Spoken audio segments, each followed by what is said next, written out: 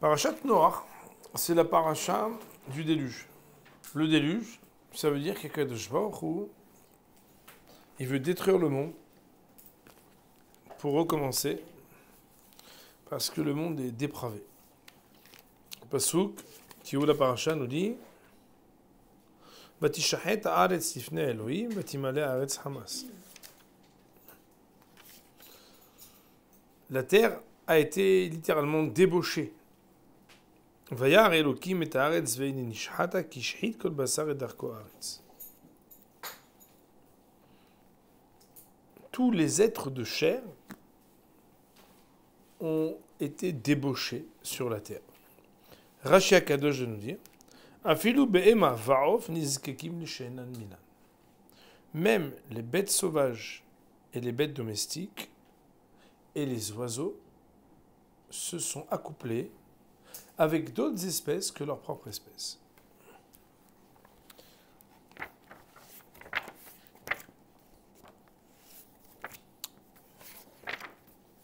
A priori, c'est incompréhensible. Demande le Beth Alevi, mais les Behemoth et les Hayot n'ont pas de libre arbitre, n'ont pas de Yetzer Hara. Comment est-il possible de comprendre que les espèces animales n'étaient plus fidèles à leur propre espèce? C'est impossible à comprendre.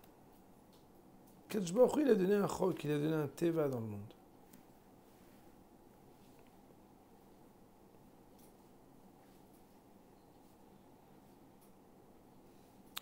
Alors,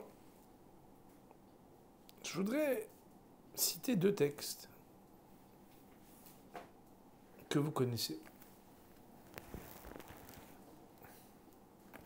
Du moins, j'espère que vous connaissez. Dans le Nefesh Chaim, Raphaim de Vologine, Shar Aleph, Perik Bet, explique que le nom d'Hachem qui est utilisé pour la création de l'homme, c'est le nom Elohim.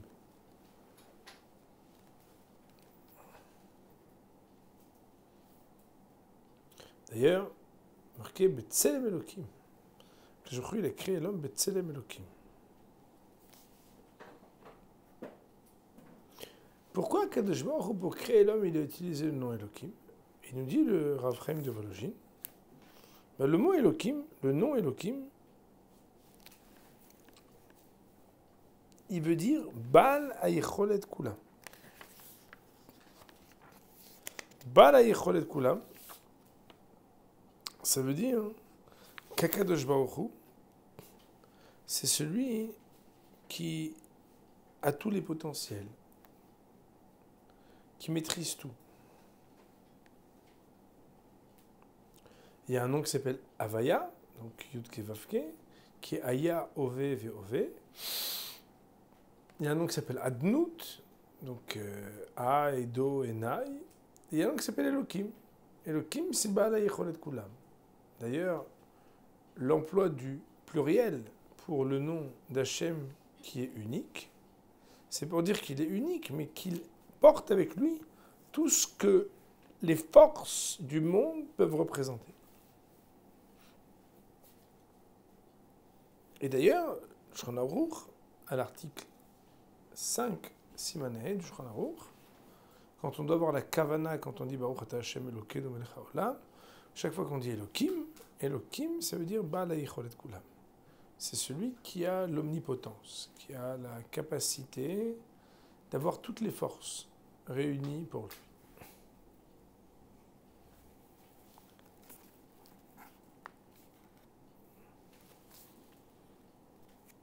Il nous dit le Nefesh Chaim,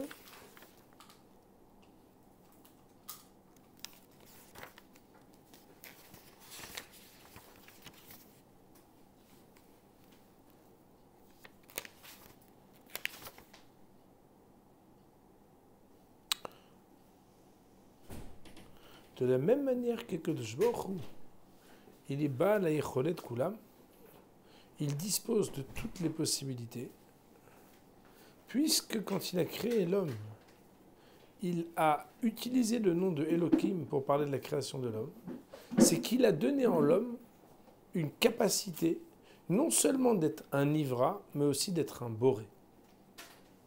Ça veut dire quoi? Ça veut dire que l'homme, il a quelque chose de Elohim en lui.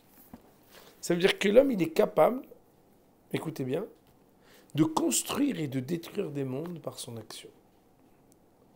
De même que Elohim, c'est Bala Yicholet Kula, de même, celui qu'Hachem, il a créé par le nom Elohim en disant qu'il était B'Tselem Elohim, c'est celui qui a quelque chose de ce qui peut créer et détruire au-delà de ce monde. C'est pour ça que c'est avec le Shem Elohim qu'Akadosh Baruch Hu il a créé le monde. Et de là, bien sûr, comme vous le savez, les Rachamim nous disent que la portée de nos actions dépasse de loin ce que l'on voit. Quand on fait une bracha, quand on fait une mitzvah, mais aussi quand on utilise des mots qui ne sont pas adaptés, ou quand on commet une avera, on utilise un quark qui s'appelle Elohim, qui nous est prêté, que de la même manière qu'Akadosh Baruch Hu il est Baal Yicholet Kulam, à notre niveau à nous, de manière bien entendu bien mesurée et limitée, à notre niveau à nous aussi, bien au-delà de ce que l'on voit, on a une capacité qui s'appelle d'avoir un Shem Elohim. Hachem, il nous a insufflé une force qui déploie nos actes au-delà de ce monde. Ça, c'est le texte de Raphaël de Vologine.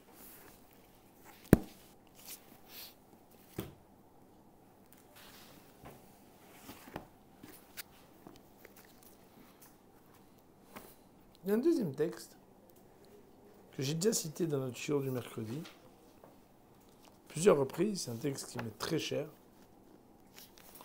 C'est le Rambam au 6e chapitre d'El Chodot.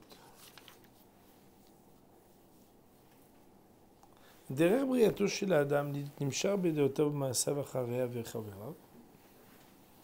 C'est dans la nature de l'homme que d'être tiré dans ses pensées et dans ses actions à suivre ceux qui sont ses amis, et de se comporter comme les gens qui sont autour de lui dans le pays où il est. L'efficace, c'est pour ça, nous dit le Rambam, c'est pour ça que l'homme, il doit faire attention à être installé auprès de gens qui sont des gens bien, pour apprendre de leurs actions, et nous dit le Rambam, et de s'éloigner, de s'éloigner des gens qui ne sont pas bien.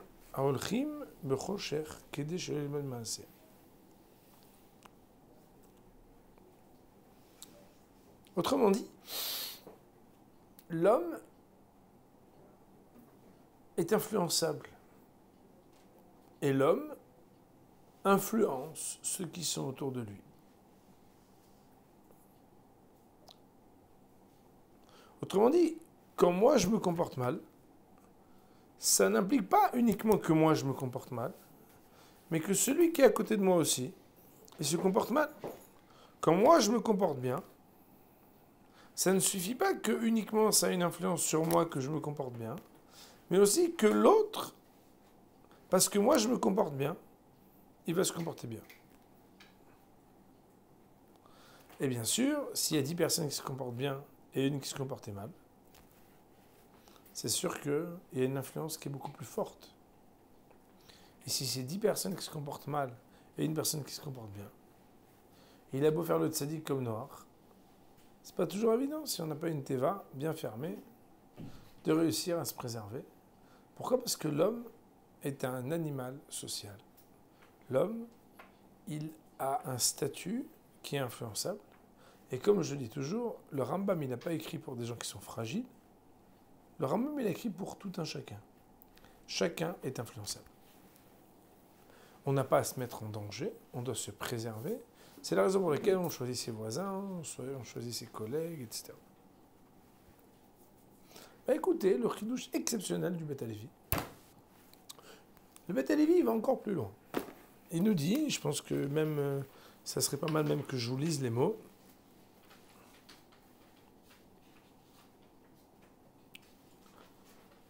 Adam poel b'ma'asav bechol ha'olam atachton bichlal. Quand l'homme, il agit,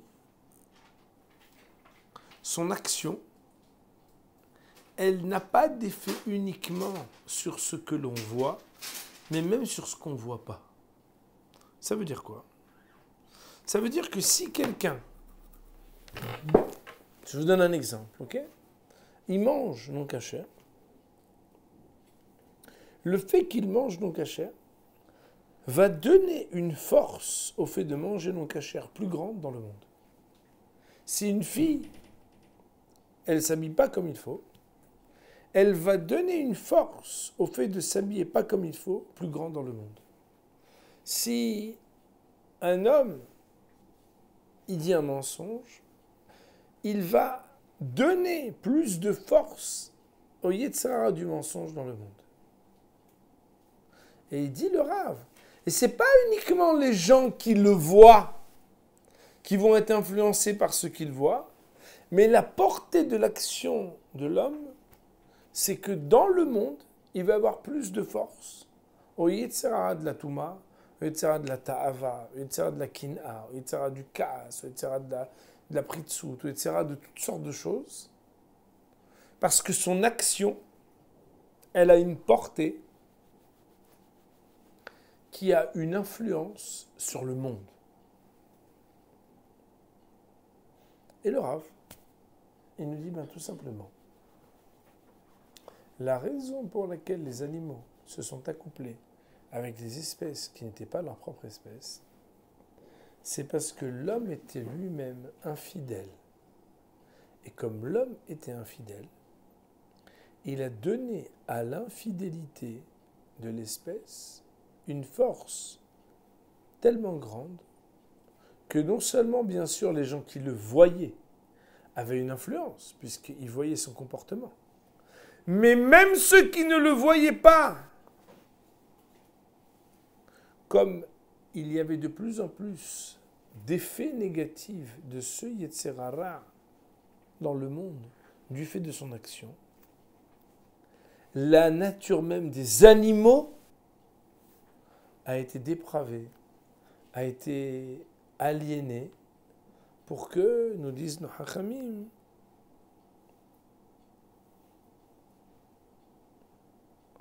le Kelev, il aille avec, je ne sais pas si je peux vous lire dans les mots, le Kelev, il va avec le zèbre, le Tarnégol, il va avec le Tavas, etc. Ça veut dire qu'il y a des espèces qui, normalement, ne doivent pas s'accoupler, qui se sont accouplées.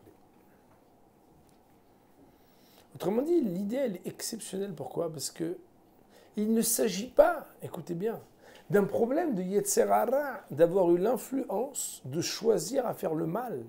Parce que l'autre, il se comporte mal, ça m'a inspiré, et donc je vais faire le mal. Non. Parce que ça concerne qui? Un homme qui a Baal Bhira, qui a le libre arbitre. Mais même les animaux, même qui n'ont pas de libre arbitre, dans un monde où il y a une décadence, où il n'y a plus le respect des espèces, les animaux eux-mêmes, qui sont des éléments a priori qui n'ont pas de libre arbitre, eux-mêmes ont dû évoluer dans un monde qui avait changé de par l'action de l'homme. Ça veut dire qu'en fait, le champ d'action de l'homme, il est encore beaucoup plus grand que ce qu'on peut imaginer. C'est que quand un homme il fait une mitzvah, il donne la force à la Kedusha dans le monde. Il va inspirer à ce que, même au-delà du libre arbitre, et au-delà de ce que les gens le voient et sont inspirés à choisir de bien faire, le Tov prend une place dans le monde que même celui qui ne voulait pas faire le Tov, il est inspiré et influencé par l'action du Tov à devenir quelqu'un de bon. Alors que lorsque quelqu'un fait du mal dans le monde, son action va avoir une réverbération au-delà de ce qui se voit, pour pouvoir changer l'aura et faire que même les animaux, même les éléments de la nature qui doivent répondre normalement à une certaine nature vont être dénaturés à cause de l'action de l'homme. Il dit le Rav d'ailleurs, des fois on arrive dans un endroit et le Yetzer Hara du pays où on rentre, on sent qu'il y a une influence sur nous. On ne sait pas expliquer pourquoi, on sent qu'il y a une influence sur nous. Il nous dit le Rav, chaque endroit où on va, des fois on sent que dans l'air, il y a un Yetzer Hara. D'où il vient? Ben, il vient que tout simplement, selon les maasim des hommes, selon les actions des hommes, il y a une hashpa, une influence et une incidence qui dépasse l'entendement rationnel, social et de l'influence de ce que l'on voit et de ce qu'on comprend qu'on est influencé. Quelqu'un, il parle mal, on comprend qu'on est influencé parce qu'il est devant nous. Mais quelqu'un qui parle mal, avec qui on n'a pas parlé et qu'on ne voit jamais, il nous dit, il faut savoir que ça nous influence aussi.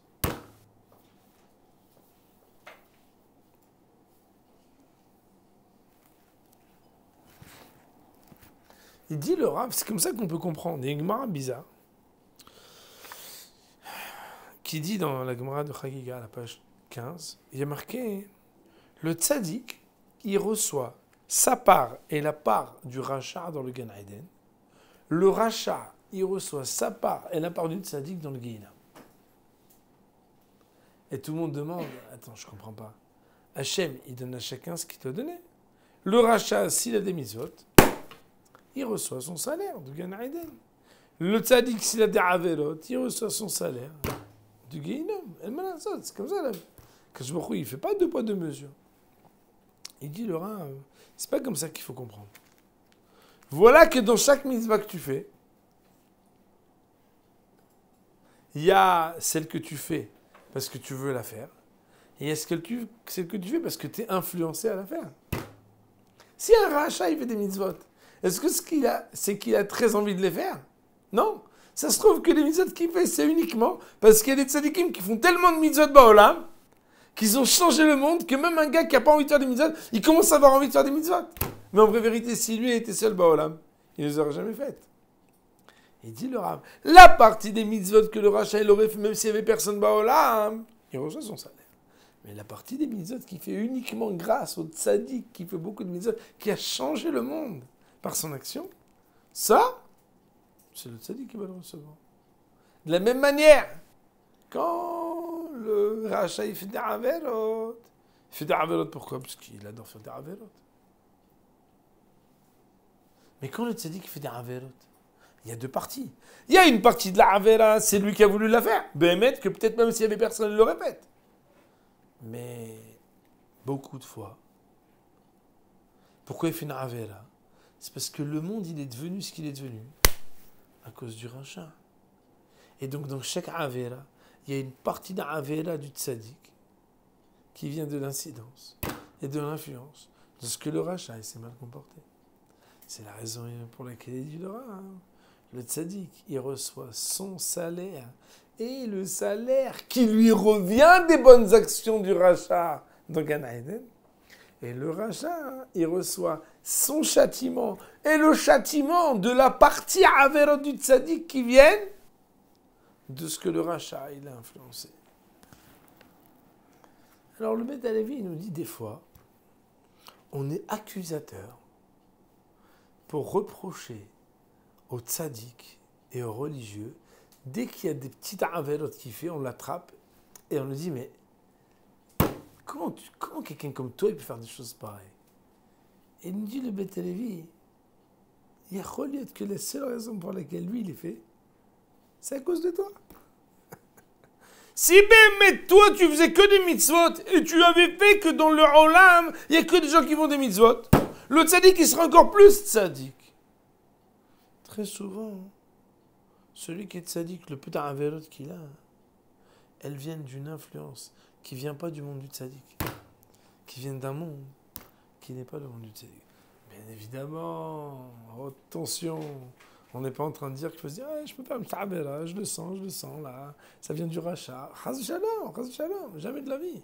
Mais on doit être conscient que le Yetzer Hara, il ne travaille pas qu'en fonction de notre statut personnel. Que le Yetzer Tov, il ne travaille pas qu'en fonction de nous-mêmes. Et que nos actions, elles ont une incidence pour inspirer dans le bon ou bar minan dans le mauvais côté les gens qui sont autour de nous, même quand ils ne nous voient pas. Il dit le Beth Lévi, grâce à ça, on peut répondre à la question aussi. Il y a marqué pardon, il y a marqué Ata'atil liten din v'heshbon. On doit donner din v'heshbon à la fin de notre vie. Il dit, c'est quoi din, c'est quoi heshbon? Din, c'est ce que tu as fait. Heshbon, c'est ce que tu as apporté aux autres. Des fois, dans nos bonnes actions, on apporte du tov. Et on reçoit, vous savez, des petits bonus. On ne sait pas d'où ils viennent. On arrive là-haut, on nous dit, vous avez tel bonus, tel bonus. Pourquoi? Parce que votre action, elle a une portée, que grâce à votre action à vous, il y a plein de gens qui ont fait des mitzvot. Ça s'appelle le heshbon. Din, c'est ce que tu as fait. Heshbon, c'est qu'est-ce que grâce à ce que tu as fait, il y a d'autres qui ont pu faire de tov. De la même manière, et là c'est un peu plus triste, il y a le din de tes averot à toi, qu'est-ce que tu as fait, et il y a le din de ton heshbon. C'est quoi ton heshbon? C'est quand les gens, tu as fait les averot que tu as faites, ça a donné une incidence dans leur olam, qu'il y a des autres personnes qui ont été inspirées de faire des averot à cause de ce que toi, tu as commis, olam. Ah mais ils t'ont pas vu! Ah mais ils t'ont pas surpris! Ah mais comment ils ont pu être influencés? Tu leur as rien dit? Ça s'appelle le heshbon. Le heshbon, ça veut dire l'influence spirituelle que tes actions elles peuvent avoir au-delà de ce que toi-même tu peux voir de tes actions.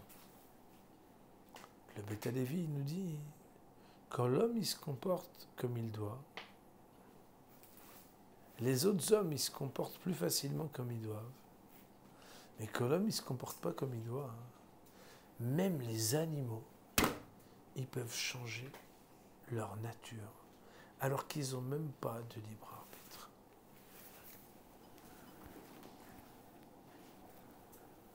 Alors le Beth Lévi, en fait, il va plus loin que ce que nous, on voit dans le Raphaim de Vologine. Parce que dans les Nefesh HaChaim, on nous dit, dans les Olamot Elyonim, tu construis et tu détruis des mondes avec tes mitzvot.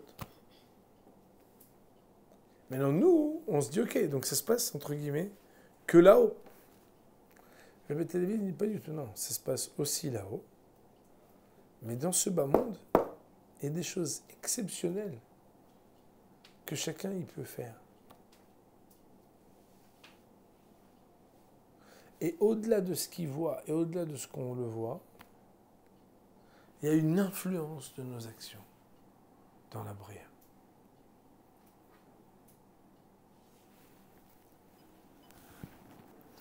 Alors bien évidemment, dans la paracha de Noach,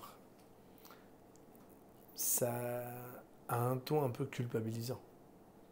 Puisqu'on se dit, waouh, tu te rends compte. Mais si on réfléchit dans notre vie à nous, c'est extraordinairement positif et responsabilisant. C'est que chaque fois que quelqu'un y fait un petit effort, que personne voit, un petit effort que personne voit, grâce au petit effort que toi tu fais et que personne voit, le monde entier il a changé. Et ça sera plus facile pour tous. Et ça sera un monde meilleur pour tous. Et moi je trouve que ça encourage la pnimiout. Ça veut dire quoi la pnimiout? Ça veut dire la vie intérieure. Vous savez, on vit dans un monde où on aime faire les mitzvot que les autres y voient. C'est normal. Les gens ils vont voir, Baruch Shemit Nadev, sans shekel, tu vas faire Bikuh Holim, tout le monde te voit, fais Nehmarim, tout le monde te voit, tu fais un shiur, les gens ils te voient, tu donnes la tzedaka, tout le monde te voit. Et en plus, tu es un peu rassuré parce que Tu as l'impression que tu vois la portée de tes actions. Mais en vraie vérité, un juif, c'est quelqu'un qui a conscience que chacune de ses actions, que chacun de ses efforts, les plus petits soient-ils, ont une incidence qui peut changer et qui peut influencer les autres et le monde entier. Et ça, c'est quelque chose qui fait que quand le matin, on se lève, on peut se dire que Bezrat Hashem, par nos actions, on va Béhémet faire grandir le nom d'Hachem Baolam et on va Béhémet changer le monde par nos mitzvot. On va dire Baruch Olam, Amen ve Amen.